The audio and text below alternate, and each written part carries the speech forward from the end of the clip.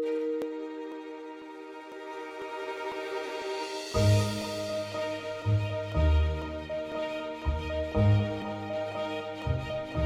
out here today releasing 14 freshwater mussel species, 2,600 total.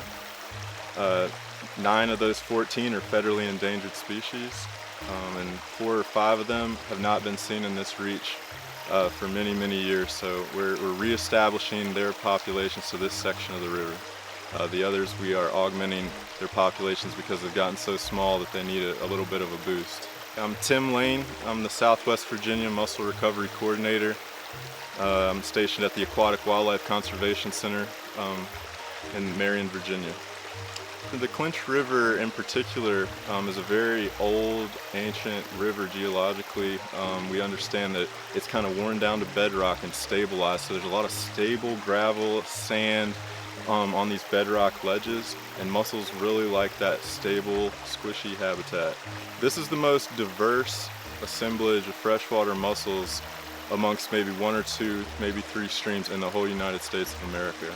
It is the #1 river in all of North America for endangered species which remain extant. A lot of the mussel species that we know already live here live as long as 50, 60, 70 years. So this will have a long-lasting effect, placing some of these mussels back in here. They'll keep the shoal more diverse and keep filtering all this water for years to come, long after our work here is done. My name's Sarah Coletti, and I'm a mussel recovery specialist at the Aquatic Wildlife Conservation Center.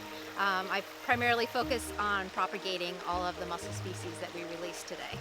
So some of these mussels have these passive transmitters on them, and so we can go back with like a wand, like a metal detector, and find them, and that way we can see how they're doing in this habitat. All the mussels have some kind of marking on them so that if we find them again, we can trace them back to when they were produced and who their parents were and how they were growing.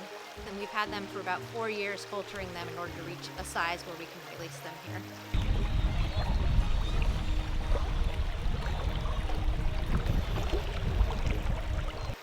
Freshwater mussels are parasites for part of their life cycle. In order to develop into juveniles, have to attach to fish gills and then grow in all their internal organs, and then they drop off and can start their life in the substrate. And so there's a lot of work that's been up before my time that's gone into figuring out which mussel species uses which host fish. It's pretty exciting. I mean, a lot of work goes into each mussel that we develop. We might produce a whole bunch and only a small subset will survive to this age. So it takes a lot of careful attention to them, and it's kind of like releasing my babies out there. So it's really exciting, and it's a nice job to have.